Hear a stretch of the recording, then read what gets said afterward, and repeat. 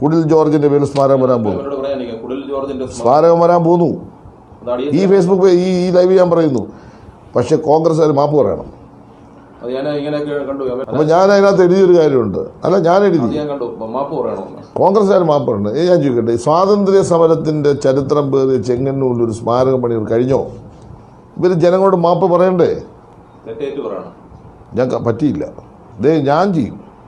ഇനി പറഞ്ഞില്ലേലും ചെയ്യും. കുടിൽ ജോർജിനൊരു സ്മാരകം, അതും അവിടെ പിന്നെ മറ്റേ പട്ടിമൂത്രം ഒഴിക്കുന്ന സ്മാരകമല്ല, അർഹമായ ഒരു സ്മാരകം ചെങ്ങന്നൂരിൽ അദ്ദേഹത്തിൻ്റെ നാമധേയത്തിൽ എൻ്റെ കാലാവധിക്ക് മുമ്പ് ചെയ്യാനാണ് ഉദ്ദേശിക്കുന്നത്. ചെയ്യും. സ്വാതന്ത്ര്യ സമരത്തിൻ്റെ സന്ദേശങ്ങൾ, ചരിത്രം പുതിയ തലമുറയ്ക്ക് പഠിക്കാനുള്ള സംവിധാനത്തെക്കുറിച്ച് നമ്മളിപ്പോൾ ആലോചിക്കും. സാംസ്കാരിക നിലയെ ബന്ധപ്പെടുത്തി ഉണ്ടായിരിക്കും എന്ന കാര്യത്തിൽ യാതൊരു സംശയം വേണ്ട. അതിൻ്റെ ഒരു പ്ലാനാണ് ഇപ്പോൾ നടക്കുന്നത്. അപ്പോൾ കുടിൽ ജോർജിനെയൊക്കെ നമ്മളിപ്പോൾ ഓർക്കുക, ആ കുടുംബത്തെ ഒരു ഓർത്തില്ലല്ലോ. ഞാൻ ചോദിക്കട്ടെ, കുടിൽ ജോർജിന്റെ വീട്ടിൽ നിന്ന് ആരെങ്കിലും കമ്മ്യൂണിസ്റ്റ് പാർട്ടി വോട്ട് ചെയ്തിട്ടുണ്ടോ? ഇല്ല. ആ കുടുംബത്തും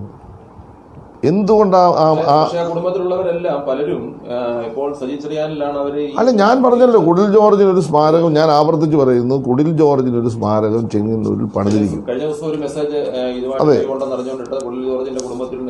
അതെ, ഞാൻ ആ കുടുംബത്തെ പിന്നെ പാർട്ടി ജില്ലാ സെക്രട്ടറി ആയിരുന്നപ്പോഴും MLA ആയിരുന്നപ്പോഴും ആ കുടുംബത്തിന്റെ കാര്യങ്ങൾ സഹായിച്ചിട്ടുണ്ട്. പല ചികിത്സാ സഹായങ്ങൾ ഇടപെട്ടിട്ടുണ്ട്, അത് ചെയ്തിട്ടുണ്ട്. ഇനി അവർക്ക് അതൊരു നമ്മുടെ നാടിൻ്റെ ഒരു സ്വാതന്ത്ര്യ സമര പോരാളിയുടെ രക്തസാക്ഷിത്വമാണ്.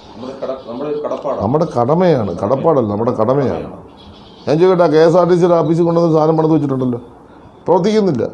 ചുമ്മാ ഒരു വട്ടം പണിത് വെച്ചേക്കും. എന്നിട്ട് അവിടെ ആയിക്കോട്ടെ, അവിടെ ഇനി ഒന്നും പണിയാൻ പറ്റാത്ത ഒരു വട്ടം പണിത് വെച്ചു. ചോദിക്കട്ടെ, അവിടെ കാണും കുടിൽ ജോർജിൻ്റെ പേരിൽ ഒരു പാരം പണിത് വെച്ചാൽ പോരാ.